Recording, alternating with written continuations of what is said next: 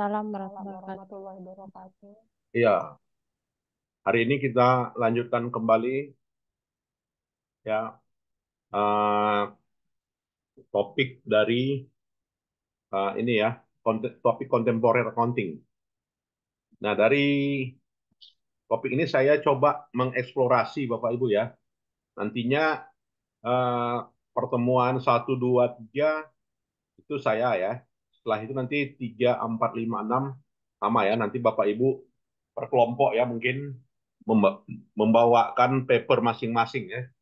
Atau juga membawakan paper yang di-download terkait dengan apa ya, contemporary accounting research. Nah, untuk itu nanti mohon disiapkan ya makalah atau juga disiapkan download paper yang terbaru ya berkaitan dengan contemporary accounting research dan dipresentasikan ya di Zoom seperti ini ya untuk minggu depan dan minggu selanjutnya ya. Tuh ya. Ya, baik Bapak Ibu, jadi topik ini saya dapatkan dari contemporary accounting research yaitu topik yang terkini. Nah, pada riset ini di artikel yang dibawakan oleh Fisher ya, Ritchie dan juga Zhou ini menunjukkan ya isu terkait dengan uh, perilaku proaktif auditor gitu ya dalam proses auditnya ya dalam tim audit ya yang disajikan oleh Fisher ya Ritchie dan Zhou ya dari Amerika ya Florida. Nah, jadi mereka uh, mengambil kunci ya terkait dengan hal ini yaitu dalam paper ini bagaimana ya mengkonstruksikan dari yang namanya proactive auditing behavior gitu ya. Artinya konstruksi dari peran faktor-faktor yang mempengaruhi proaktifnya auditor ya dari sudut pandang literatur akuntansi ya dan juga dari sudut investigasi eksperimen mereka ya. Dan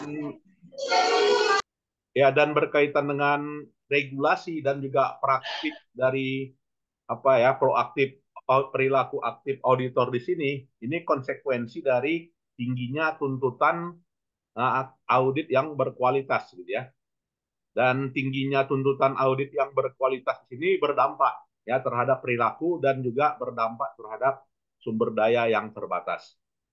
Nah, jadi gambarannya di sini ya berasal dari gambaran teori manajemen, ya teori akuntansi, teori psikologi, dan juga teori yang berasal dari prediksi faktor-faktor lingkungan, ya dan juga beberapa faktor-faktor potensial ya yang disebut dengan yang berinteraksi dengan yang namanya perilaku proaktif auditor di sini. Nah, jadi gambarannya banyak ilmu yang terkait ya, Bapak Ibu.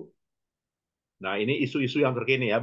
Jadi yang namanya riset-riset akuntansi termasuk dalamnya adalah riset behavioral ya, termasuk dalam topik itu di sini adalah topik dari behavioral research accounting, Bapak Ibu.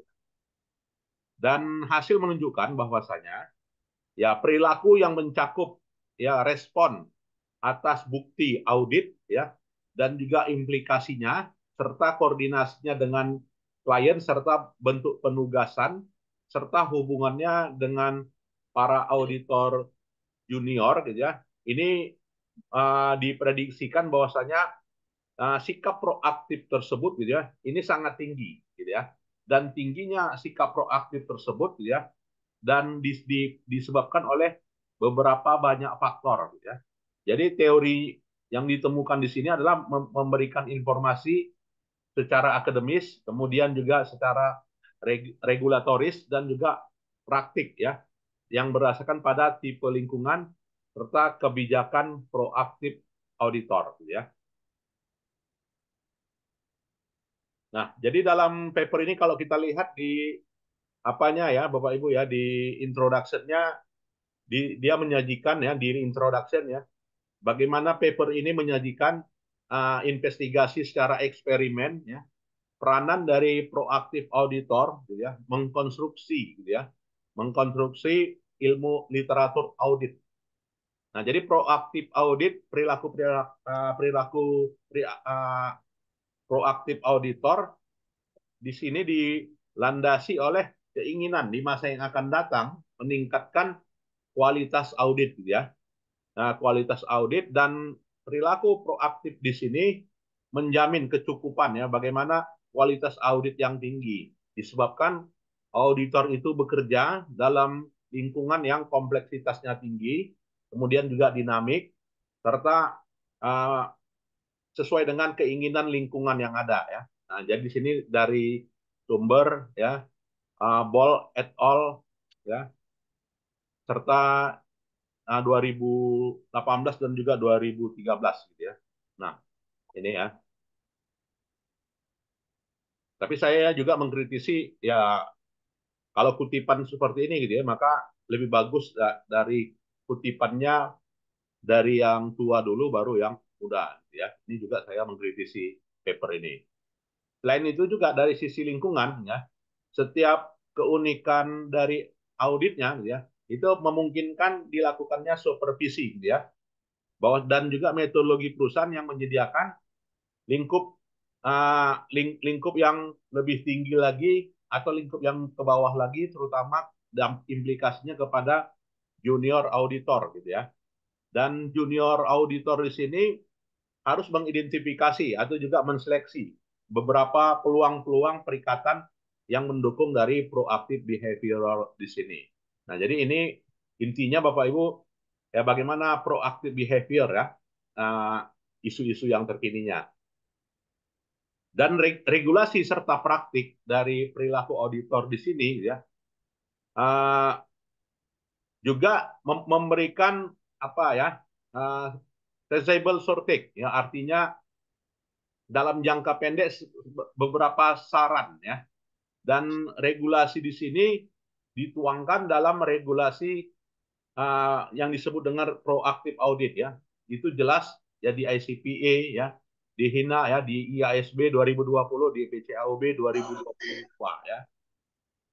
Dan secara akademik ya, studi-studi akademik menunjukkan bahwasanya proaktif audit di sini, studi-studinya gitu ya, studi-studinya eh, banyak dilakukan dan bentuk dilakukannya secara eksperimen gitu ya.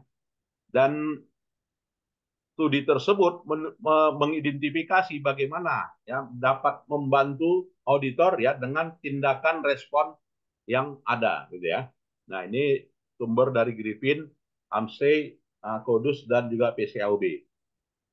Nah, di sini juga saya mengkritisi ya, idealnya tulisan ini ya apa ya, ini harus berurut ya, dari paper yang muda lantas ke paper yang tua gitu ya. Artinya 2011 di depan gitu kan. Setelah 2011 2017 gitu kan. Nah, 2015, setelah 2015 kemudian 2019. Idealnya tulisannya seperti itu ya. Nah, ini kritisi dari saya gitu ya. Kemudian juga bagaimana koordinasi yang efektif dengan klien ya terkait dengan bukti audit ya. Ditemukan oleh Barnell, Handel dan juga mencoba mengembangkan atau menghubungkan ya dengan junior auditor. Nah, ini variabel-variabel yang ditelaah ya di dalam paper ini ya, paper yang sebanyak 25 halaman. Di Q1 ini ya, Bapak Ibu isunya. Dan secara eksperimen dilakukan pengujian memprediksi kondisi ya di mana auditor senior gitu ya, itu melakukan perikatan ya dengan rank ya bentuk proaktif auditing behavior dan juga merespon implikasinya gitu ya, serta koordinasi dengan uh, menggunakan beberapa bukti. Oh ya, kemudian juga Bapak Ibu nanti kita jam jam 1 ketemu lagi ya. Iya, Prof. Iya, Oh, Prof. satu. Minggu lalu Prof nggak masuk. Ya, itu dia. Kalau bisa nanti kita lanjutkan aja di sini gimana? Biar biar Boleh. selesai. Boleh, Boleh, Ya, Prof. boleh, setuju Prof. ya. Ya, setuju Bu ya. Boleh, Prof. Baik. Iya. Boleh, Prof. Ya, ya. Iya, Jadi Prof. jadi makalah ini dulu kita selesaikan. Minggu lalu saya keluar kota gitu ya. Jadi agak apa dia? Agak kurang fast respon lah. Ya, baik Bapak Ibu, kita lanjutkan. Ya, jadi perilaku behavior di sini dihubungkan juga dengan beberapa faktor-faktor yang menentukan kualitas audit, Bapak Ibu ya. Dan juga uh, keunikan dari perilaku di sini dipromosikan dengan kondisi kondisi yang ada ya. Nah, ini. Dan juga faktor keotonomian pimpinan apa ya, pimpinan audit ya, artinya disebut dengan otonomi gitu ya. Seorang auditor itu apabila diberikan otonomi yang lebih tinggi gitu ya, maka peranannya lebih tinggi untuk menginvestigasi. Karena dengan demikian pengaruh terhadap metodologi audit juga semakin kuat. Nah, itu sudah ada dibuktikan ya oleh Hyatt ya, Kirman ya, dan juga Fowler. Serta regulasi-regulasi serta revisi audit dengan standar kualitas kontrol ya. Artinya hubungan antara autonomi ya kan dengan revision audit dan juga quality control.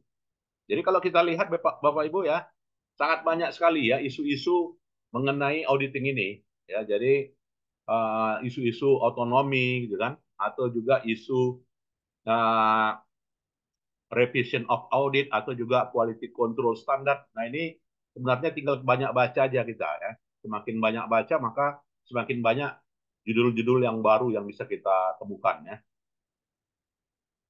Ya, kemudian kita lanjutkan ya, bahwasanya pentingnya studi ini ya, studi mengenai peran otonomi auditor yang diberikan kepada ketua tim audit gitu ya, berdasarkan riset-riset yang terdahulu menunjukkan ya bahwasanya ada hubungan yang positif gitu ya antara otonomi itu sendiri dengan dengan proaktiviti karyawan ya, atau proaktiviti auditor ya. Dan studinya menyarankan ya bahwasanya dengan diberikannya otonomi yang tinggi kepada seorang karyawan auditor gitu ya, maka akan memberikan derajat kebebasan yang namanya proactive action. Nah, ini menurut Margison dan juga Humphrey, dan juga audit secara kompleksitas dan juga secara dinamik juga menguji dilakukan hal itu. Dan auditor menerima tindakan proaktif tersebut ya untuk mengidentifikasi perilaku yang dalam hal ini ada implikasi secara sosial dan juga perikatannya ya. Nah, jadi itu dan hipotesa yang disajikan yang berkaitan dengan hal itu yaitu secara umum adalah mengeneralisasi situasi di mana auditor berbeda fokusnya terhadap suatu regulasi. Nah, itu Bapak Ibu ya. Jadi untuk latar belakang saja ini ada 4 halaman ya. Kemudian juga pengembangan hipotesa ya dan juga teori yang digunakan. Nah, udah jelas teori yang dipakai itulah teori proaktif ya. Jadi teori proaktif itu berdasarkan dari risetnya Grant dan juga Ascott ya, yang judulnya di mana proaktif behavior itu adalah suatu antisipasi tindakan seorang pegawai yang berdampak ya terhadap dirinya dan juga terhadap lingkungannya. Itu namanya proactive behavior. Dan behavior proaktif di sini didefinisikan kalau proaktif behavior itu definisinya, lantas behavior didefinisikan ya bagaimana proaktifnya sifatnya relatif. Ya, sifatnya relatif mulai dikategorikan yang pertama relatif setengah atau disebut dengan self-starting ya didefinisikan di mana suatu individu akan bertindak dengan cepat dibanding dengan berdasarkan suatu arahan yang bersifatnya positif. Nah, level yang kedua kategorinya adalah orientasi melakukan perubahan. Jadi proaktif itu karena ada keinginan melakukan perubahan. Didefinisikan di mana seorang individu dengan yang lainnya dan dengan lingkungannya.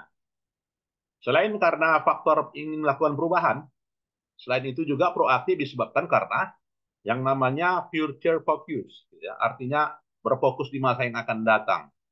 Dan seorang perilaku di sini menunjukkan secara jelas ya terjadinya antisipasi ya untuk di masa yang akan datang. Jadi proactive behavior ini banyak menggunakan beberapa pendekatan yang bebas dan juga alamiah yang disajikan oleh Grant Parker ya. Dan juga dalam bentuk setting di sini ya bagaimana melakukan pengujian.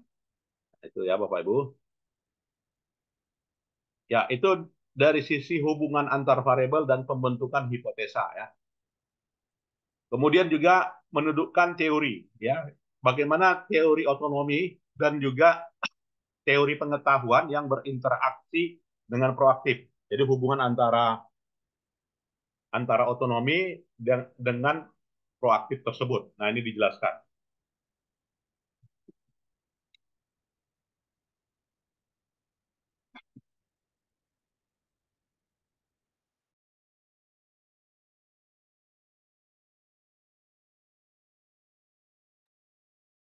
Ya, kemudian juga studi-studi manajemen memberikan saran ya bahwasanya dengan otonomi yang tinggi kepada seseorang ya, itu akan memberikan kecukupan ya dan juga dapat meningkatkan proaktif karyawan ya terkait dengan setting bisnis. Jadi studi dokumentasi menunjukkan adanya hubungan yang positif dan juga perilaku proaktif. Begitu juga hubungan antara kemampuan penerimaan dengan proaktif. Jadi otonomi di sini mengandung di dalamnya bagaimana pertanggungjawaban dan pengendalian dan juga signal ya atas beberapa tindakan-tindakan. Kemudian juga penulis melakukan eksplorasi ya dan juga generalisasi terkait dengan teori mereka dan juga menuangkan regulasi-regulasi yang terkait. Nah, di sini tulisan yang berhubungan dengan hal itu peneliti pada seksi ini gitu ya. Ini menjelaskan bagaimana teori dan juga dampak interaksi otonomi serta serta juga pengetahuan secara umum dalam situasinya ini berbeda ketika dibedakan berdasarkan pada kondisi regulasi yang ada. Ya Bapak Ibu. Nah, untuk metodenya mereka menggunakan metode eksperimen ya. Jadi desain eksperimen ya Bapak Ibu, bukan survei eksplanatori ya. Jadi dengan desain eksperimen yaitu dengan eksperimen to multiple to eksperimen. Nah, ini mereka gunakan metodenya dan ini metodenya yang sangat jarang memang digunakan orang. Nah, mereka menggunakan ya otonomi di sini ya dengan bentuk skala nominal ya. Jadi manipulasi otonomi ya, yaitu dengan lower and higher. Jadi skalanya skala nominal ya dan diukur ya tacit knowledge itu juga dengan skala nominal ya menggunakan indikator ya lower and higher dan diuji interaksinya dengan proaktif auditor. Dan juga mereka menggunakan variabel yang lain, yaitu regulatory focus. Juga menggunakan indikatornya adalah prevention and promotion, ya untuk mengeksplorasi serta menghubungkan dengan teori mereka.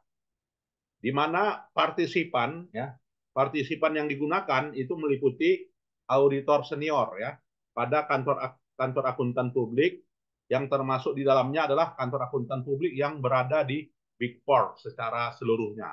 Mereka mendapatkan responden 154 respon ya kepada kantor akuntan Big Four dan di antara 154 itu 153 posisinya adalah sebagai senior auditor.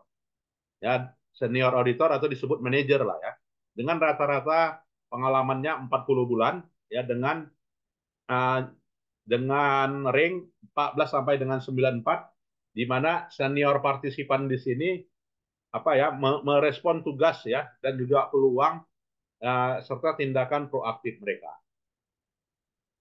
Nah, untuk dimensi tugas mereka, task gitu ya. Nah, di sini penulis ya menyimpulkan berdasarkan pada latar belakang informasi klien secara elektronik pada perusahaan manufaktur serta perikatan audit yang difokuskan pada pengujian substantifnya, terutama penyajian pendapatan dan juga menyajikan laporan piutang ya pada akhir tahun. Dan di sini mereka lakukan tindakan, yaitu tindakan manipulasi. Jadi teknik eksperimen itu Bapak Ibu Ya, seolah-olah seperti ada gitu ya. Jadi itulah disebut dengan tindakan manipulasi. Dan auditor menggunakan dua task ya, dua tugas sebagai peluang untuk tindakan proaktif. Auditor mereview ya staf audit secara interim atas pengujian, terutama pengujian revenue. Selain itu juga apa ya, melihat bukti-bukti pembelian dan juga mengkonfirmasi kepada pelanggannya ya atau juga kepada customernya. Nah, ini desain task ya, tugas dari auditor mereka apakan ya, mereka manipulasikan ya. Kemudian juga uh, pengujian ya yang terkait dengan uh, plan audit prosedur dan juga performance test gitu ya. Dan di sini auditor melakukan tindakan secara proaktif dan juga secara efektif dan juga menandai beberapa fungsi dan tugasnya ya. Nah, mereka gunakan juga independent variable Bapak Ibu. Nah, independent variable adalah otonomi. Nah, jadi otonomi juga mereka gunakan lower and higher ya. Otonominya tinggi atau otonominya rendah. Berarti udah jelas skalanya adalah skala nominal ya. Dan menggunakan pendekatan ya, pendekatannya pertama menggambarkan kemudian menggambarkan manipulasi, kemudian juga membuat apa ya, membuat bahasa yang diukur bagaimana otonomi tersebut yang digambarkan dengan bentuk uh, team culture. Ya, team culture juga lower dan juga higher ya. Nah, jadi di sini banyak memang menggunakan variabel nominal ya. Boleh dikategorikan Bapak Ibu. Nah, itu ya. Jadi memang respondennya sangat dikit ya. Cuman bedanya adalah mereka mengambil sampelnya sampel Big Four ya. Jadi bukan, kalau kita kan biasanya sampelnya itu adalah kantor akuntan publik di Kota Medan, dan kantor akuntan publik di Aceh, kantor akuntan publik di Jawa Barat, gitu ya. Nah, tetapi mereka senior audit pada kantor akuntan publik Big Four. Nah, ini kelebihan mereka ya risetnya. Kalau di setnya saya lihat biasa aja. Ya, itu ya, Bapak Ibu. Ya, begitu juga menggunakan variable dependent. Ya, dependent mereka yaitu proaktif tadi ya, tindakan proaktif. Sejauh mana tindakan proaktif yang dipengaruhi oleh variabel apa tadi ya, variabel nominal tadi ya. Jadi tindakan proaktif di situ berdasarkan 6 kategori ya: control deficiency, follow up ya, kemudian coordinating with client, kemudian juga keeping staff to update ya, kemudian staff development, kemudian other valid behavior dan juga invalid behavior gitu ya. Hasilnya, mereka lakukan uji validasi, ya, tindakan proaktif yang perilaku tindakan proaktif tersebut. Nah, dan hasil validasinya menunjukkan ya bahwasanya min-nya 4,49 dan level signifikan ya. Begitu juga untuk manipulation check. Ya, untuk manipulation check di sini uh, berkaitan dengan keputusannya. Keputusannya adalah uh, 0 sampai dengan 10 ya.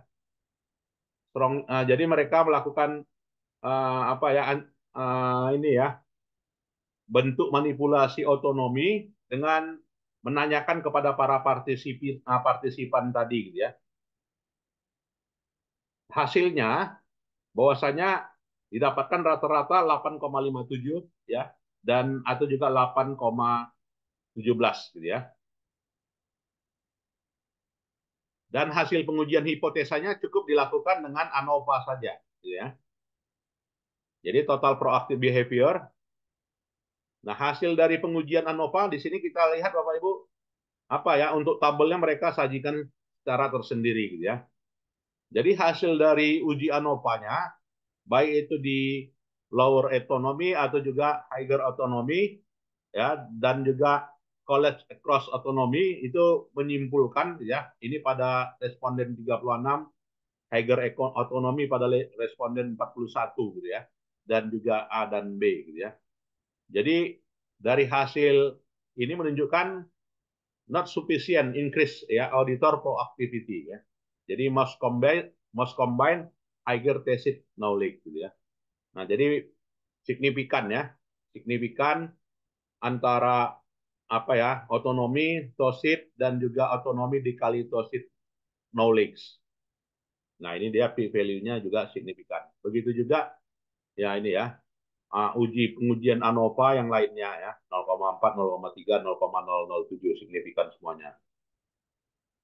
Kemudian juga mereka melakukan ya uji robustness gitu ya dari setiap hipotesis terkait dengan hal itu. Uji kematangan gitu ya.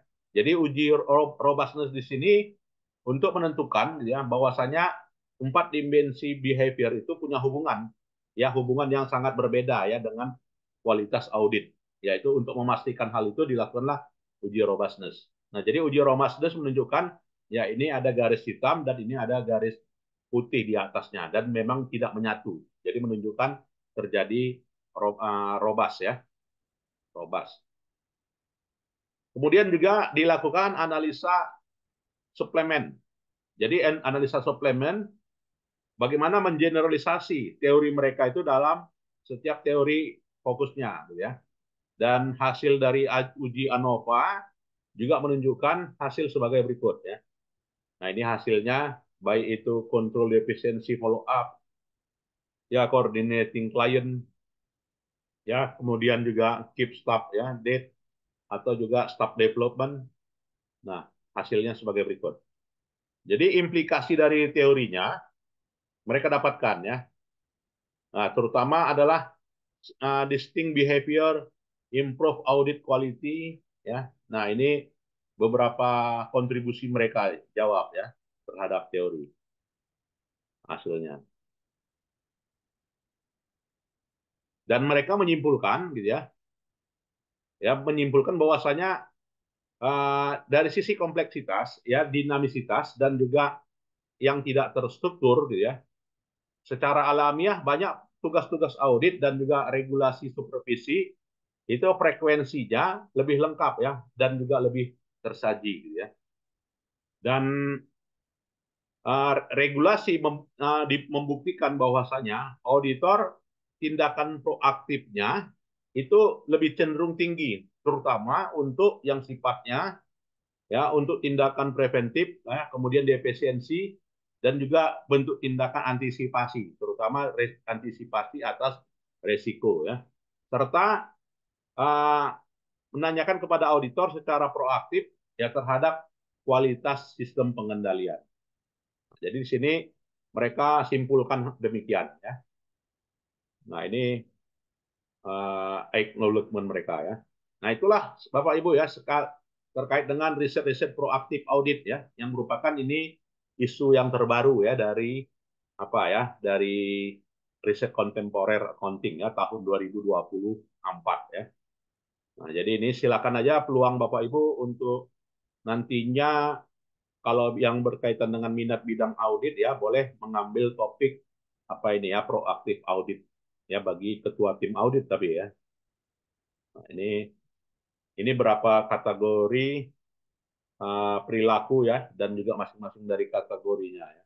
Jadi central efficiency follow up diukur dengan pertanyaan seperti ini ya atau juga mengenalinya dengan bentuk seperti ini.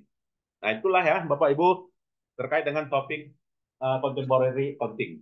Ya, mungkin ada yang kita diskusikan silakan dari topik ini. Udah masuk ini ya Q1.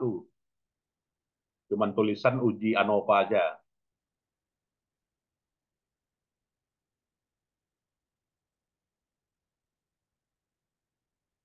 Ada? Baik, kalau tidak ada, saya kira itu sajalah ya pertemuan kita untuk contemporary research accounting ya. Jadi kita bisa menyimpulkan ya bagaimana contemporary research accounting itu ya menganalisa ya proaktif audit behavior ya. Proaktif audit behavior ini salah satu topik yang terkini ya dalam riset-riset kontemporer ya, riset-riset terkini dari akuntansi yang bisa nantinya peluang untuk kita replikasi ya. Baik, terima kasih. Selamat siang. Assalamualaikum warahmatullahi wabarakatuh. Yang Prof. Ya, baik Selamat siang, selanjutnya Prof. Waalaikumsalam warahmatullahi Selamat siang, wabarakatuh. Prof. ya kita lanjutkan Waalaikumsalam dengan warahmatullahi link lain ya wabarakatuh. untuk itu seminar teori akuntansi ya. Bentar Oke, saya baik, Prof. ya ini kita Baik, end Prof. dulu. Terima kasih Ya, Prof. boleh meninggalkan ruangan. Baik, Prof.